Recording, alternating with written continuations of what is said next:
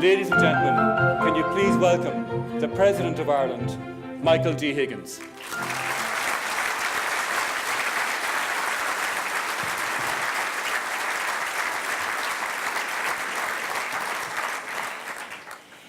Gynúisler sa cordar an gédal sias tó firkin sam veliv. Mar Uachtaráin na hÉireann, as President of Ireland, it gives me real pleasure to be here with you today to mark the Independence Day of the United States of America, a nation with which the Irish people have such a warm and close relationship, one that stretches back before the 4th of July 1776, when the Declaration of Independence from Great Britain was proclaimed. The 19th century would see several waves of Irish arrive in the United States, particularly after the Great Famine of the mid-century. Our relationship today is built on dense economic and trade ties, which contribute in very significant ways to the material prosperity of this island. More profoundly, it draws on powerful historical, social, cultural, and political connections which have anchored a distinct affinity between our peoples.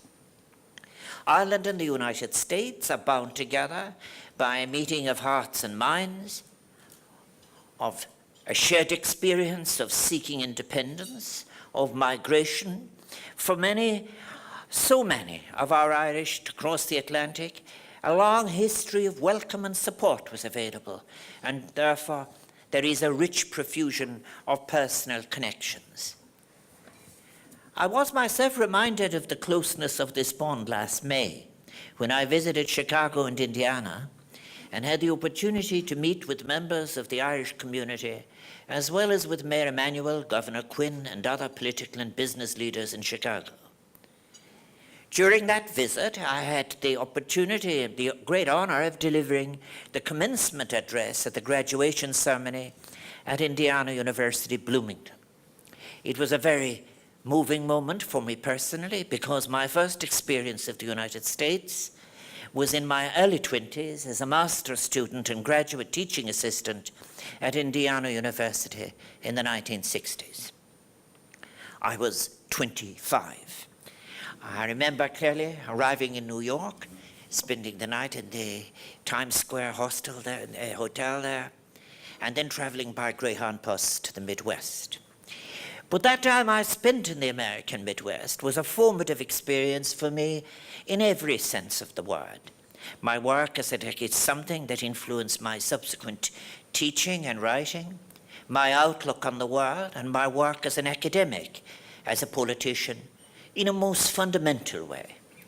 During my time in Bloomington as a student, and a decade later as a young university teacher at Southern Illinois University in Carbondale, I was the recipient of countless acts of hospitality as people invited me to their home for lunch or dinner. I was an unusual Irish student seeking to combine literature with the social sciences, and whose Western Irish accent was an object of fascination. Do say something. More often than not on those evenings, with homemade ice cream on the porch, the music of Willie Nelson would be playing in the background, and these gestures of openness and generosity towards a young stranger, together with that warmth, directness, and candor, which are the hallmarks of the North American way, made a deep impression on me at that time. They represent for me a precious version of the United States of America.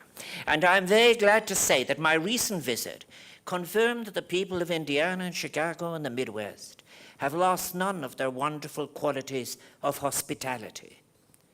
My experience mirrors that of so many Irish who before and since have been drawn to the United States, some of them in pursuit of employment opportunities and the promise of a better future.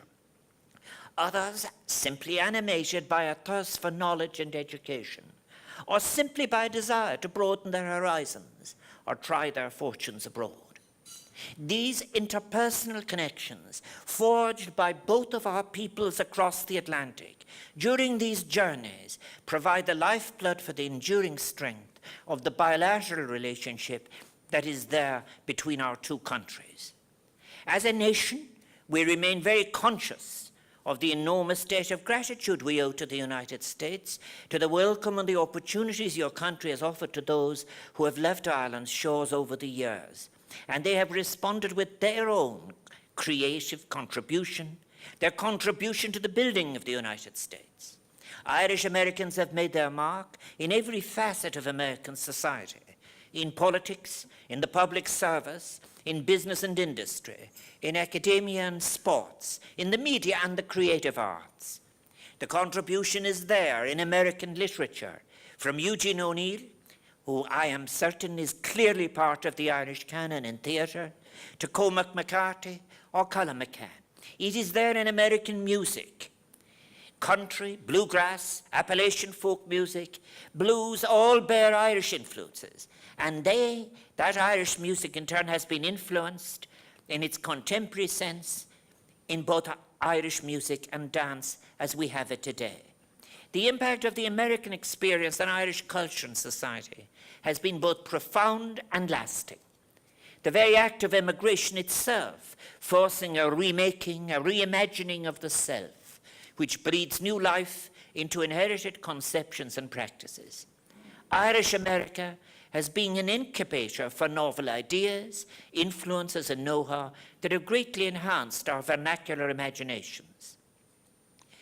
As a very practical and much valued expression of the friendship that exists between our two nations, may I this afternoon pay tribute to the United States government's deep commitment to the peace process on this island and their continuing support for the Good Friday Agreement.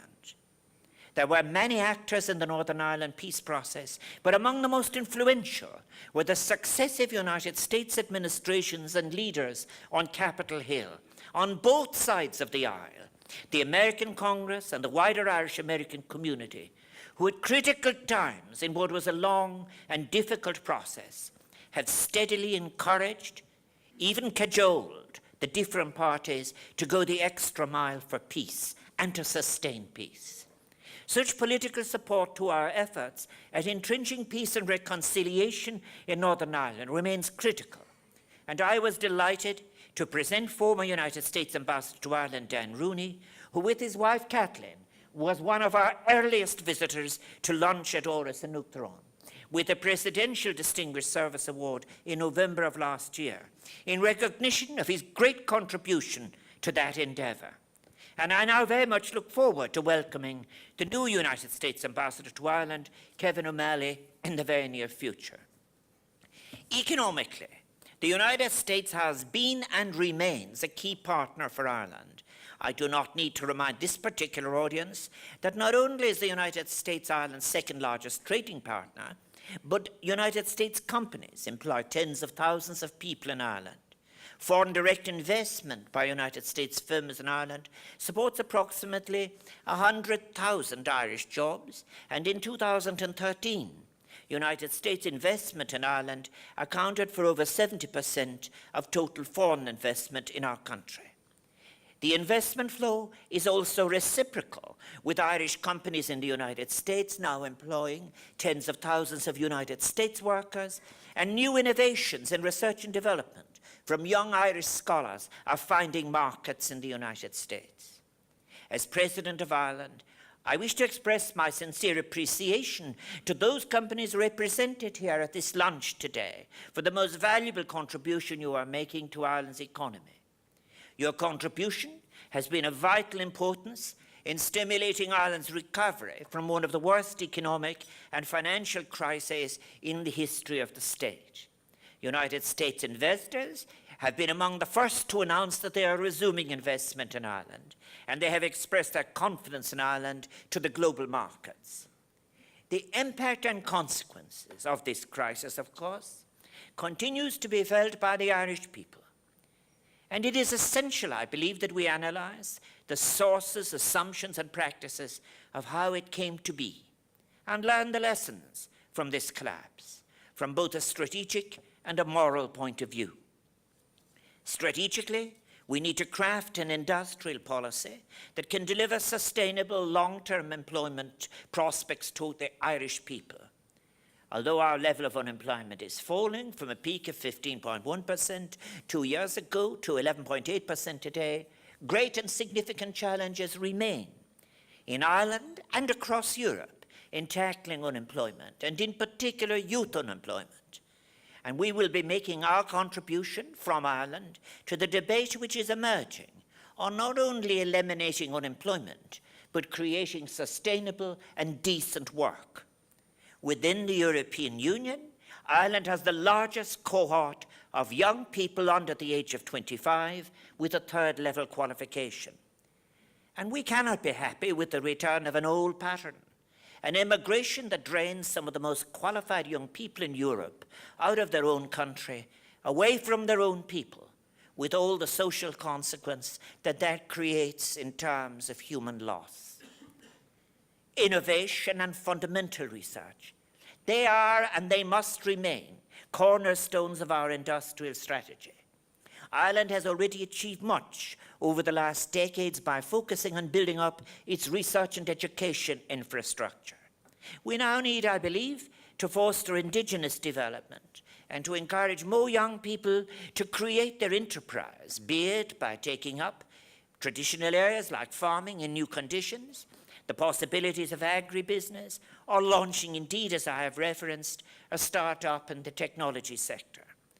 The obvious course for sustainable wealth creation in any economy is to acquire the capacity to grow it internally rather than any exclusive reliance on fiscal policy in order to attract investment from the outside.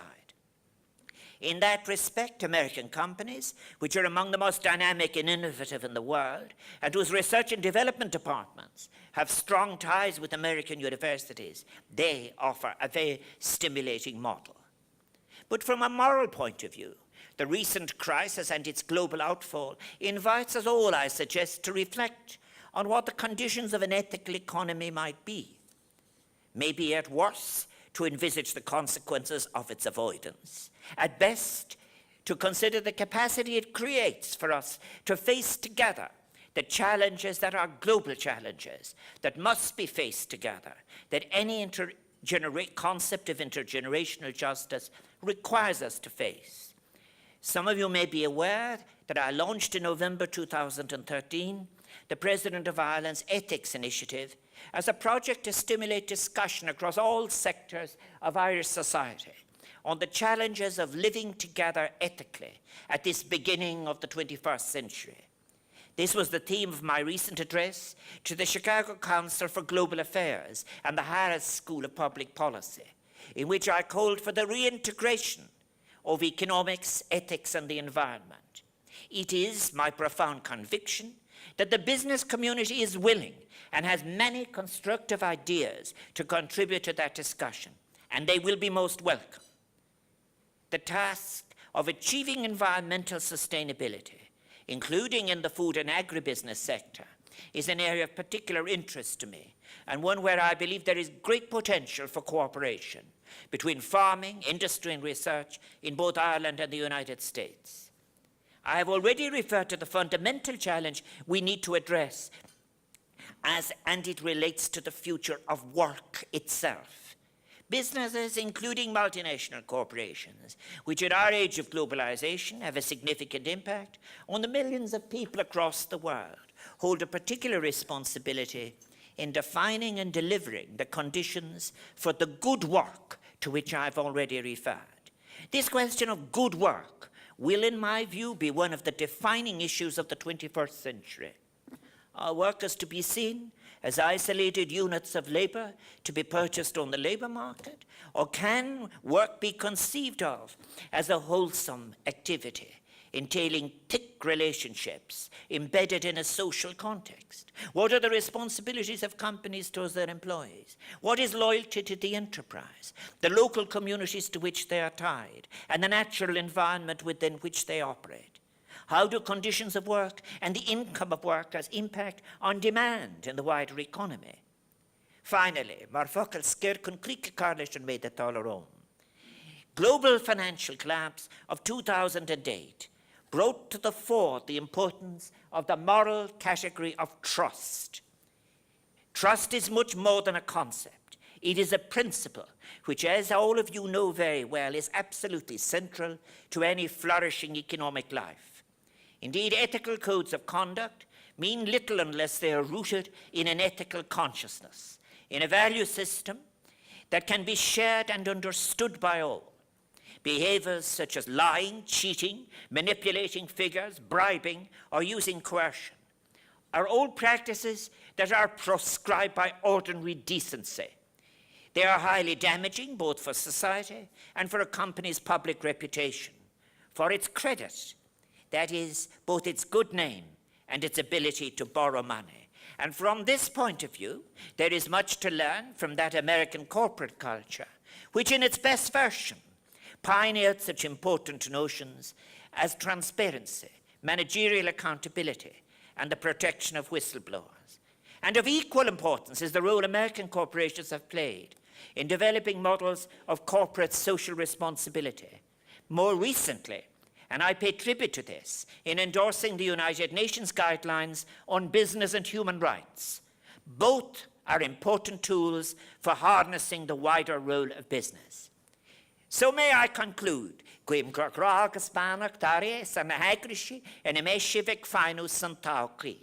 wish you all so well for the future. I want to commend the American Chamber of Commerce, its member companies, for the work that they do in Ireland and for the trust that they vest in the Irish people.